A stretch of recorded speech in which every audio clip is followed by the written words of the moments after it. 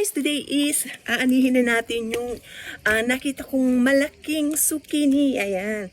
So, katatapos lang magdilig ng aking husband. Makikita nyo ang daming naglalakihang kamatis. O, diba? Ayun, meron na namang zucchini. Ayan. Ayan o, ang haba ng ating zucchini. O, diba? Tanggalin na natin. Bigat. Oh my God. Ayan. Ayun. Opla.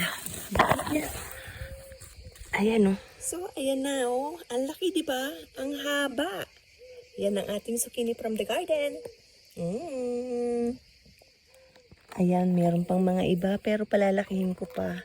Kasi, mas gusto ko yung malalaki na siya. Okay, ayan na yung ating zucchini. O, diba? Laki. Ayan.